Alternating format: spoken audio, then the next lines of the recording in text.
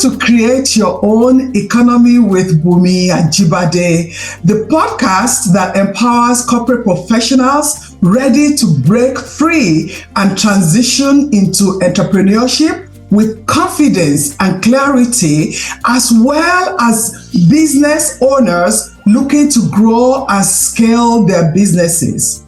If you're exhausted from building other people's dreams, leaving you little time or energy to focus on what truly matters to you, you are in the right place. Each week, we provide actionable strategies, expert interviews, and real-life success stories to help you turn your ideas into thriving business. Ready to take bold, clear steps toward life and business you deserve? Let's get started. Have you ever wondered what it takes to navigate the financial complexities of entrepreneurship? Financial responsibility can make or break your journey as an entrepreneur. So today, we are going to look at the blueprint of managing finances and driving business growth. And I have John, who is so knowledgeable, and this is what he does. He rescues companies. He looks into the finances of companies, and he will share what he has seen, especially for a small business. You will hear his story because he has a heart for helping people, especially small businesses. So my name is Bunmi Ajibade, and welcome to today's episode. As I said, we'll dive into the crucial aspect of entrepreneurship, which is financial responsibility. And as a business owner, understanding your finances is just as important as the product you sell or the services you provide. And John is a seasoned CFO, and he will really help us with some financial pitfalls and how to avoid them, and also how to build a sustainable business. And we were just having a conversation right now before I started recording that the difference between a hobby and a business is a business we have profit. So he will really help us to shift our mindset in the right place so that we will decide if we really want a hobby or if you really want a business. John, welcome to Create Your Own Economy podcast. Thank you so much for having me, Bunmi. Thank you. So, and I was telling John also, John, his bio should be like a mile long, but it's short. He's the founder and CEO of PPS Solutions PC, a firm that provides fractional CFO services and full service accounting and finance to growing businesses. With a 25-year plus background in corporate finance and a CFO of companies with phenomenal growth trajectories, he now focuses on bringing the financial firepower commonly employed by large, successful companies to the smaller, growing businesses that need it most. You see, that last part that I read really endeared me to John when we spoke some few weeks ago. Most of us, when we are earning so much, we think that is all that is in life. Money. But that is not John. So John, please tell us your story about corporate America and why you chose to become an entrepreneur. Yes, well, it's certainly not a story where I don't like money, so I don't want to put off that vibe at all. My background is in accounting and finance and growing companies. So I kind of not lucked in, but got a pretty good early start in growth with a tire company that I joined very early in my career. I was not quite out of accounting school even when I started the job. And I left that business 17 years later. It started with one sales tax return, 119 stores, fairly small accounting department. And 17 years later, I left a $2.8 billion business, that was in 46 states, 3 countries, manufacturing across several continents. So it was really an interesting ride of 17 years, and I got a taste for the growth idea. And so each company that I've been with since, I've helped them to do something interesting and growth oriented. One of the companies I was with for 5 years, we ended up selling to the Home Depot. That's why I have my orange apron back there. Yes, I can see that. Worked for the Depot for a little bit, integrating that company.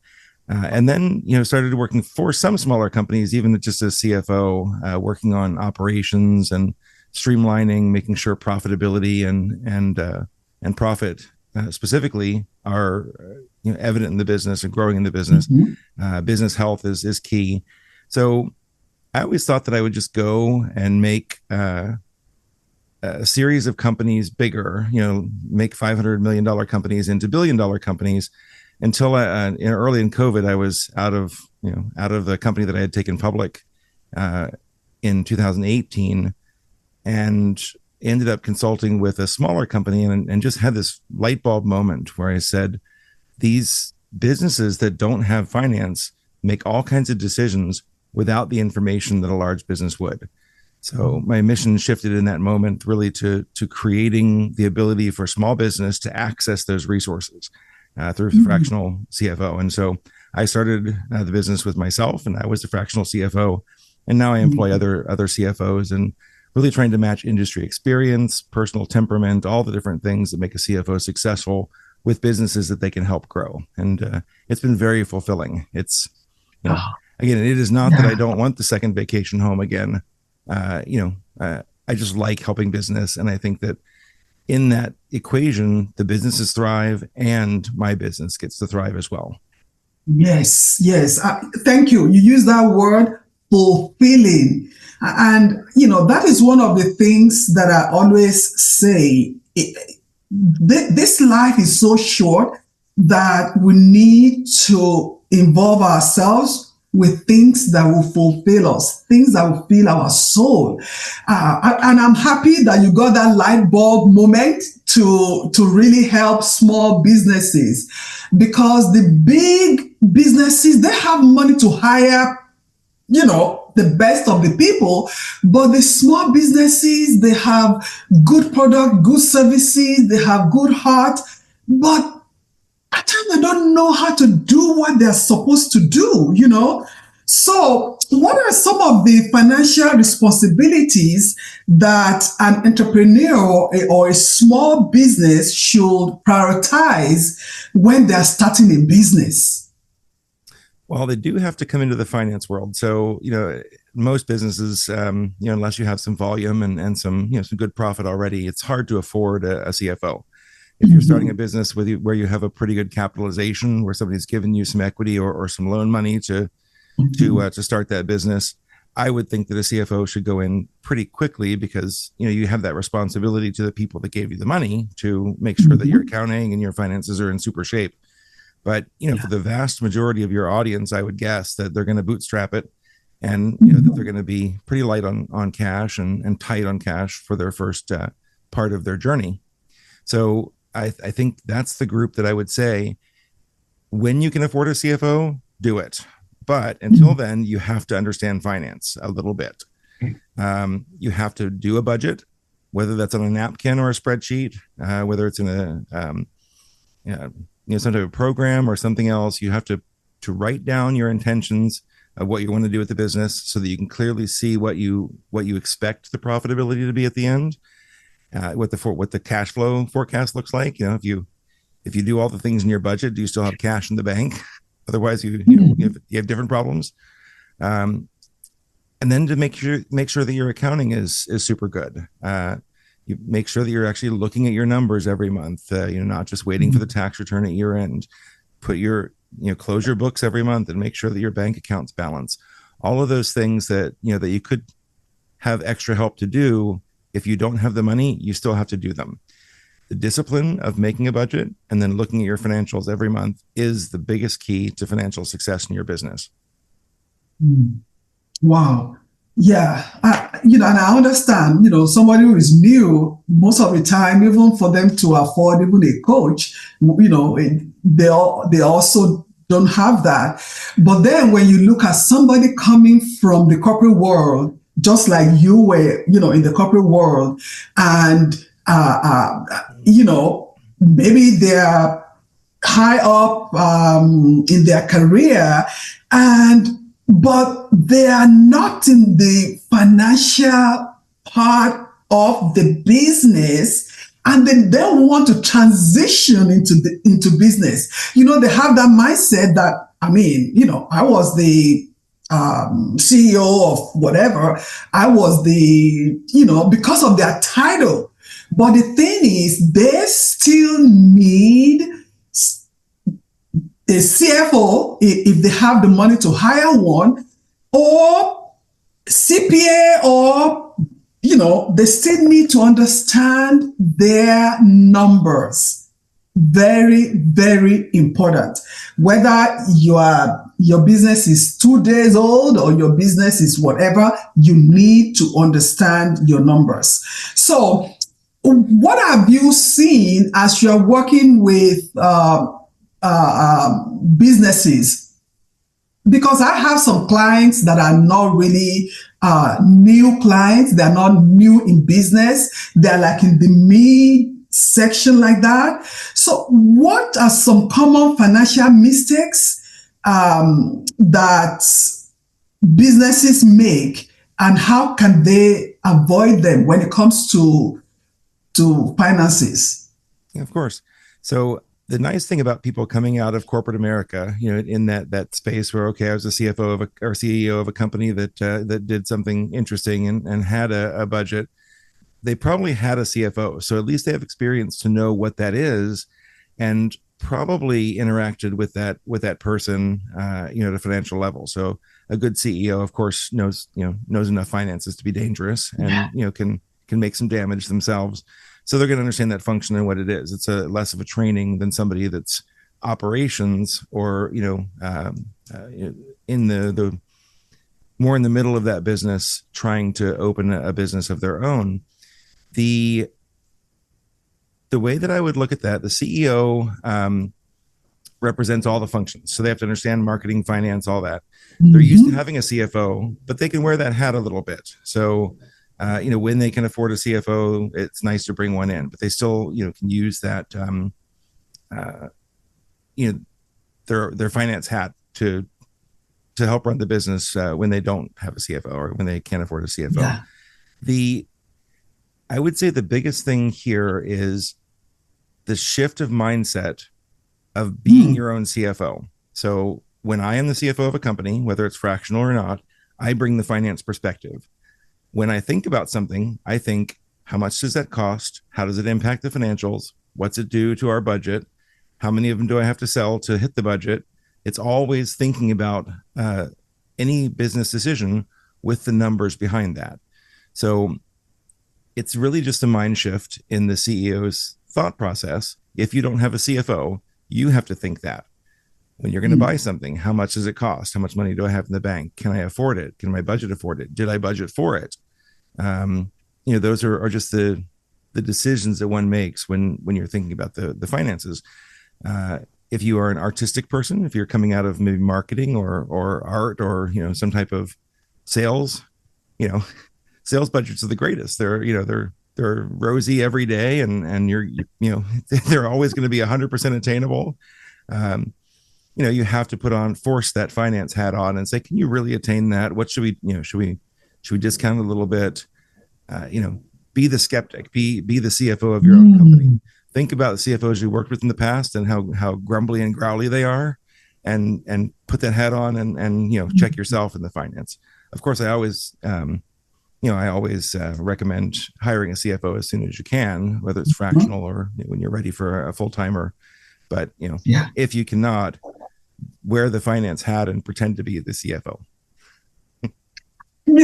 As we were just talking, I was thinking of just emotional spending without thinking. Because as the owner of the company, if that owner is not asking those questions and they're emotional when they are buying something and they're not really thinking, they will run the company to the ground. But just having a different mindset and asking questions, can we really afford that? Or how much money do we really have in the bank?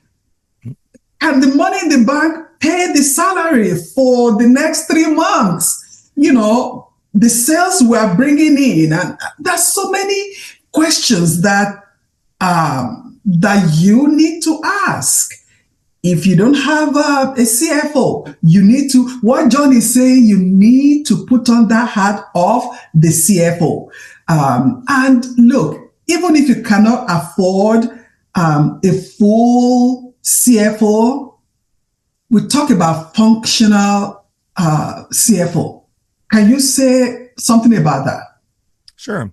So a fractional CFO. Oh, fractional. It's fractional. Yes, fractional. Hopefully your CFO is also functional. But as a fractional CFO, you're basically doing the same thing that a CFO does, which is run the accounting and finance department.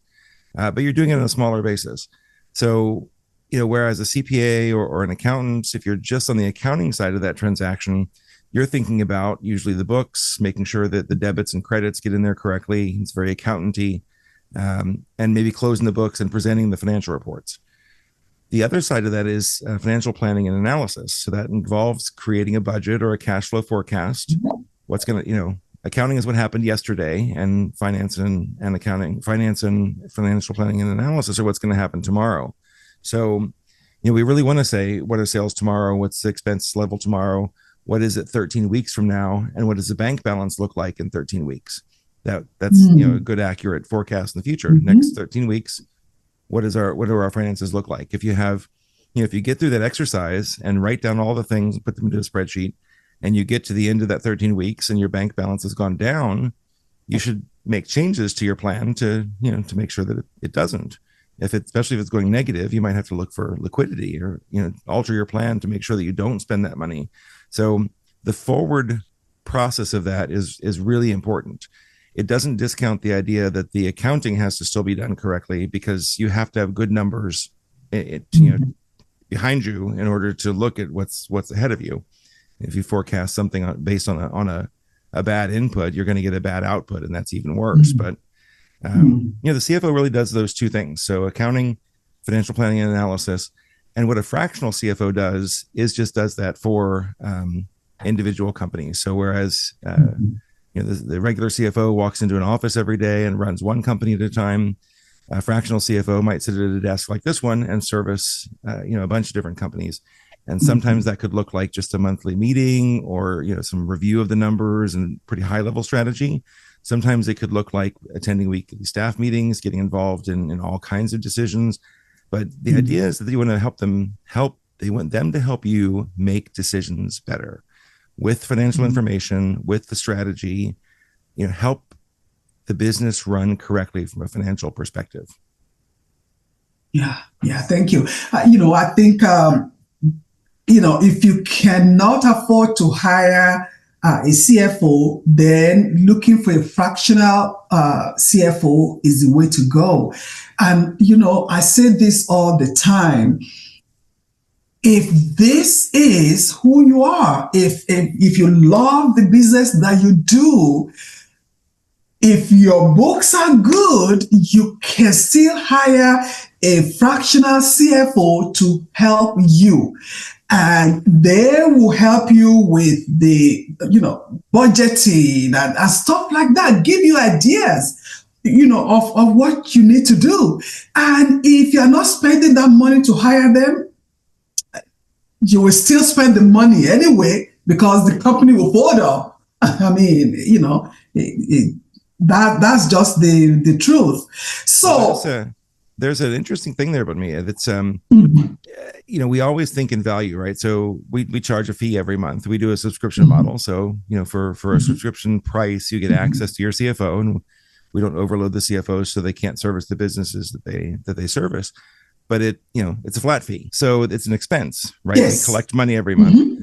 But Mhm. there's an expense component to it, but there's a value component to it as well. So we might go in and see where there's expense reduction opportunities. So, okay, we've just Mhm. saved some of the money for our fee. Yeah. More than Yeah. that, though, that budgeting, planning activity, all of that financial activity, it it helps create value. So in year one, year two, year three, the business will be more successful, hopefully get more sales. We'll have a roadmap to that success that makes sense for the business.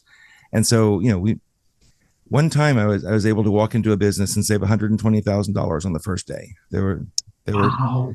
not able to capture some discounts, and there were they had just the discounts lost account was $120,000. Wow. So we built a process very quickly to say, here's how to capture these discounts, and even if they're tight and the containers were coming from China and we had to pay the AP very quickly. So that's probably the most success I've ever had at one time trying to get expense out of the company. $120,000 one day. That's not usually One day. Wow. the scenario. Usually it's um, you can save a couple $1,000s here and there, and help people look at maybe their credit card spend or some of their expense spend and trim out a few dollars here and there. So we do try and make sure that each company we service is recovering some of the money that they're paying us. More than that, though, it's about growth. Most of the companies Mm. that we are with grow exponentially over the years. It's not just a flat 5 or 10%. We might put in a plan to take on another business or acquire another business. Even there's a lot that can be done with your CFO that you can't do just on your own. Some of the financing and mergers and acquisitions work that we do just wouldn't be possible without having a CFO that's ingrained in that CFO. business. Yeah. So Yeah, it's always definitely. we think value more than anything in the CFO role. Yes, yes, the value that you bring to that business. And at times, even having that conversation with the business owner and the people that work for them, uh, when you're having that conversation with them with your knowledge, you are opening them up to so many things that they have no clue about, because they don't know. If they're not in finance, they have no clue, but just working with you will make them a better business person. You can imagine the business decisions that they will make based on the conversation that they have with you and the suggestions that you give them that will lead to growth. I mean, that's amazing. So, how will a business owner monitor or gauge their financial health?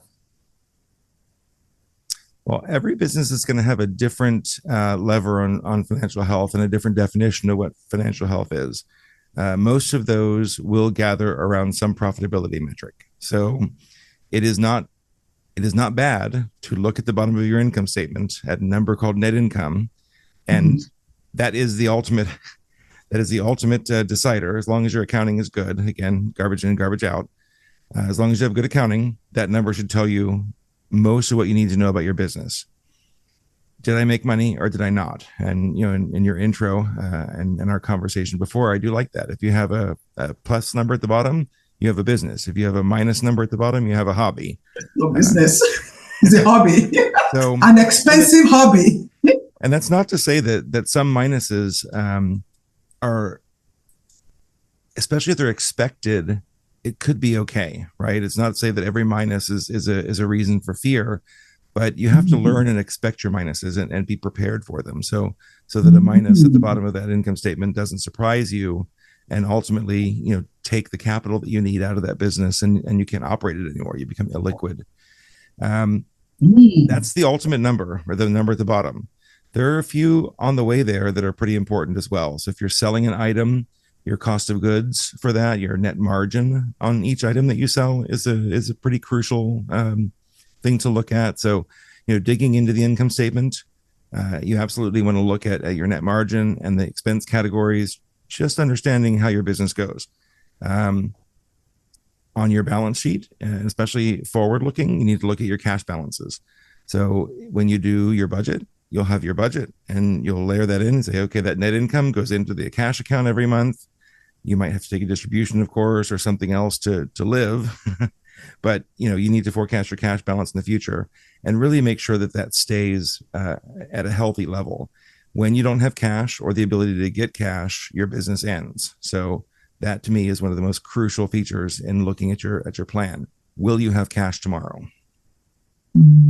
Those are a few. One of the things that a business owner grapple with is funding, is how to get more money into the business, how to inject more money into the business.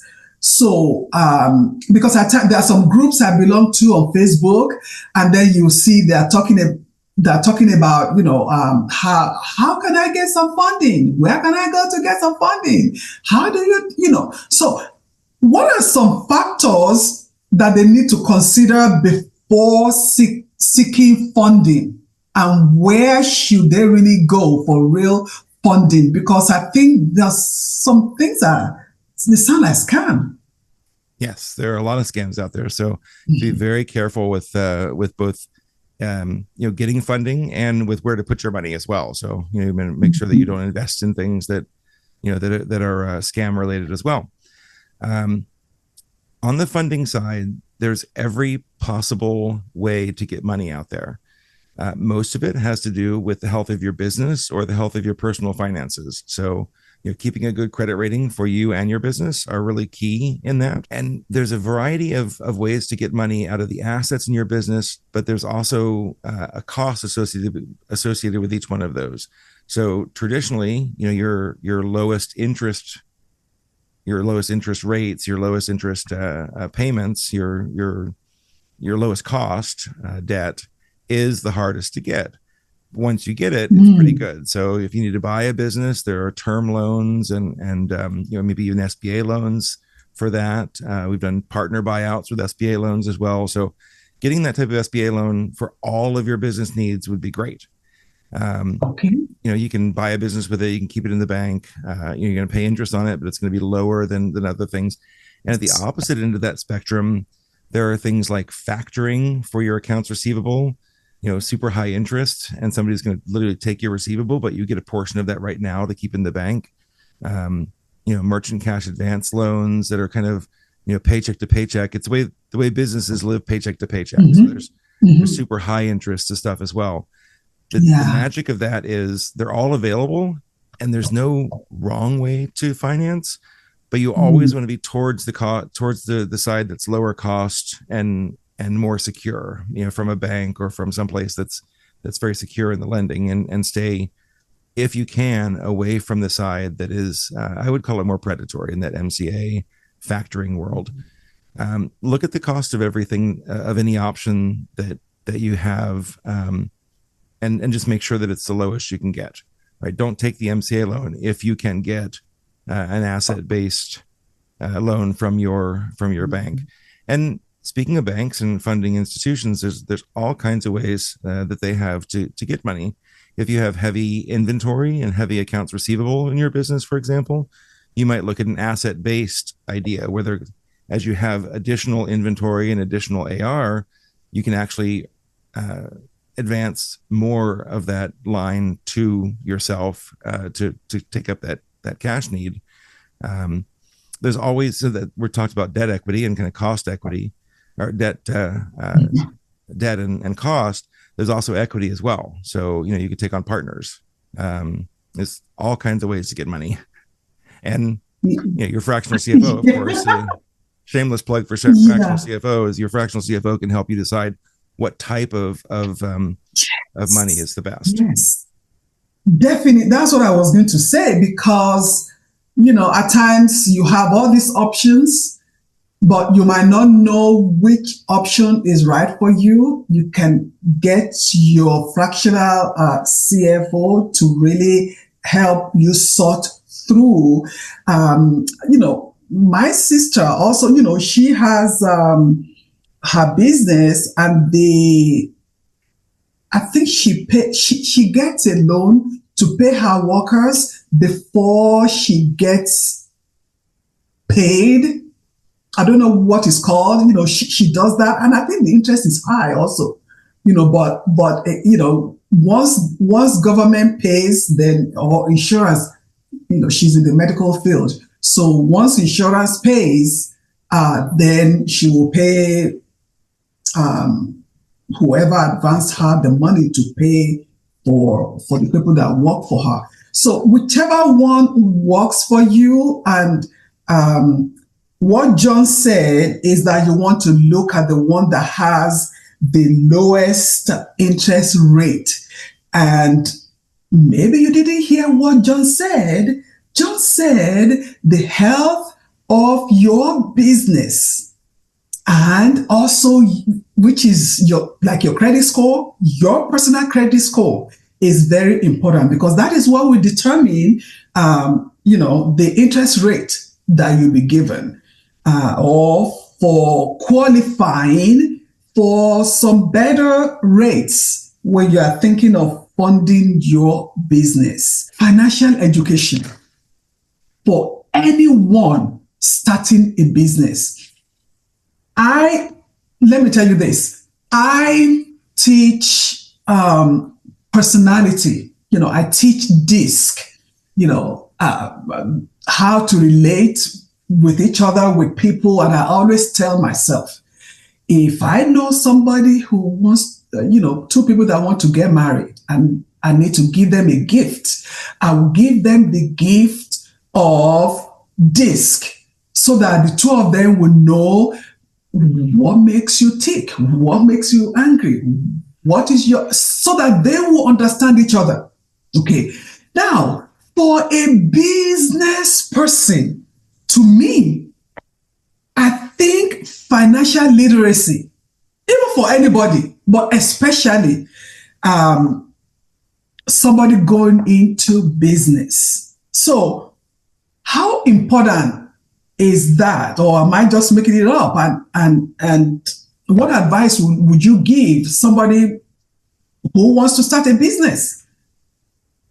Well, you never get away from finance. So you can buy your way out of it with a fractional CFO. Of course, they're going to bring a lot of experience and help to you in the financial side of your business.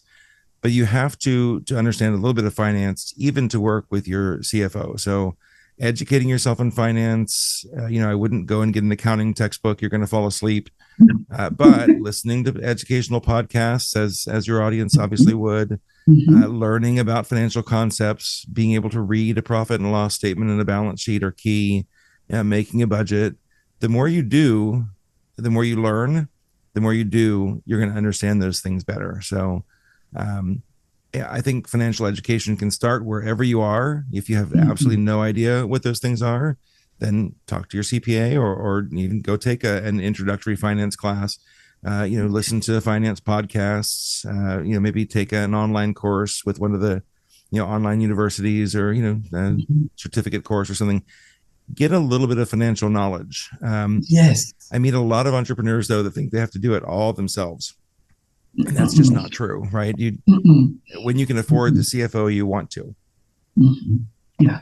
Look, when we're saying just have some little education, it's not that you want to say, okay, I'm the CFO, I'm the CEO, I'm the customer service representative. No, that's not what we're saying. But for you to at least know something small about your business, about the finance of your business, that you are able to even balance sheets, that you are even able to ask questions about the finance, that you are able to identify something that is going wrong before it actually goes wrong. And then you are running to the CFO, hey, please help me. That's what we're saying. We want you to have some knowledge. He gave you an idea of where you can go, the things you can do. But the most important thing is for you, as much as you can, to really engage the services of a fractional CFO, even in your business right now. Is there anything that you can say to my audience about their business? Is end of year, what I'm seeing now, end of year, there's a lot of scrambling. Everybody's scrambling to meet the last goal for the year, or to just to do something. And then the holidays around the corner. The family will be around. They have to cook. They have to travel. There's so much. What can people do instead of pushing everything to the end of the year and we are scrambling? What can we do? Well, there's a few things. The end of year is always a special time in kind of finance and corporate America as well.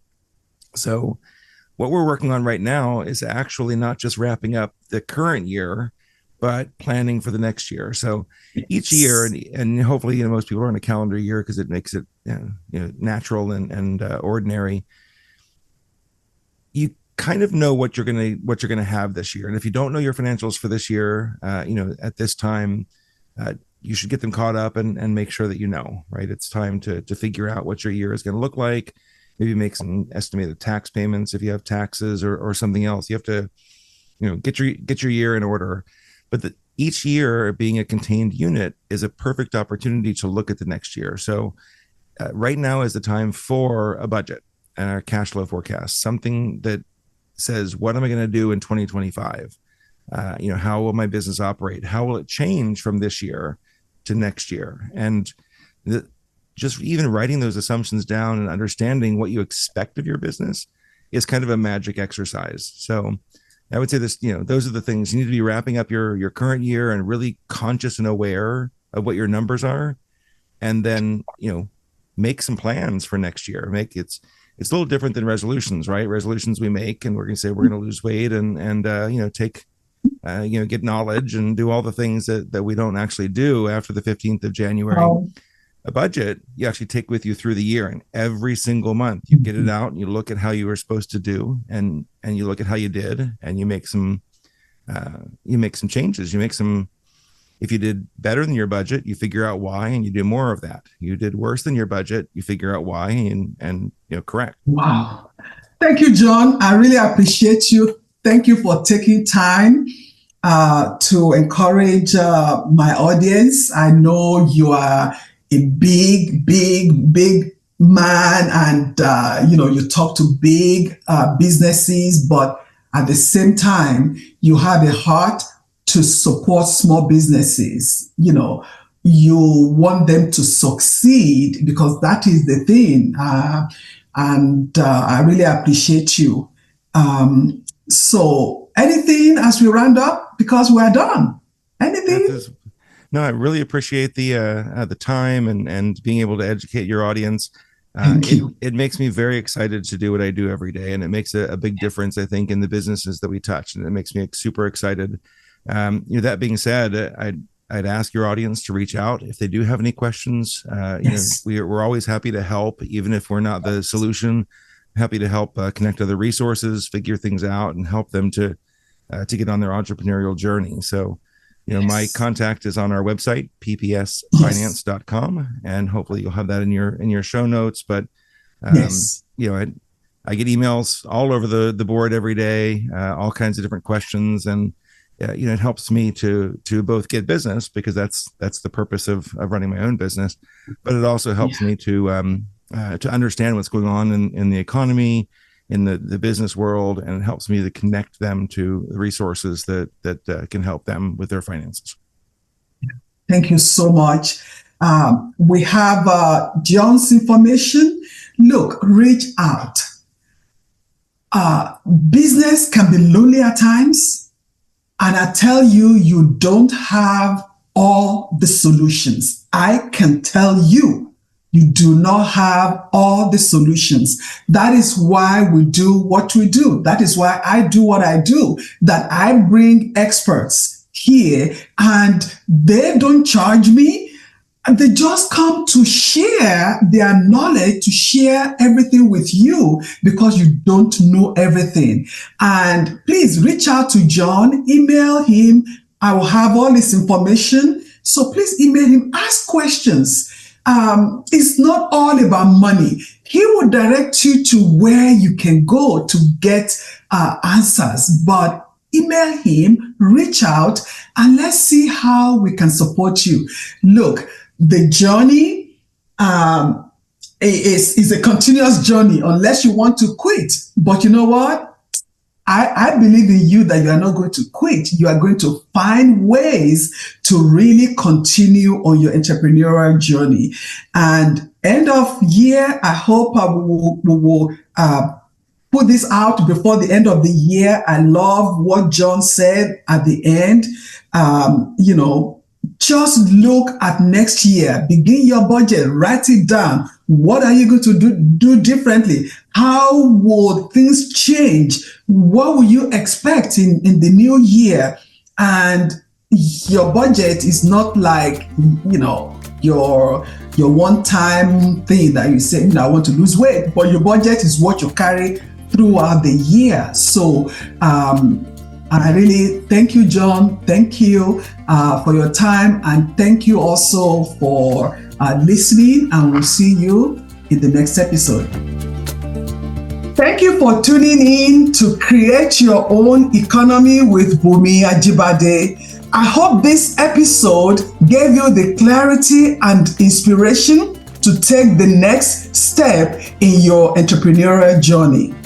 If you're a corporate professional feeling stuck or unfulfilled, and you are thinking about starting your own business, but find yourself asking, how, what, where, who, or when, I invite you to download my special curated guide, Transition from Corporate Professional to Entrepreneur, the 10-step guide for success. This guide is designed to make your transition smoother and less stressful. Afterward, schedule a clarity call to map out your personalized success path. We invite you to write a review, like, and share this episode with anyone who needs this information. See you in the next episode.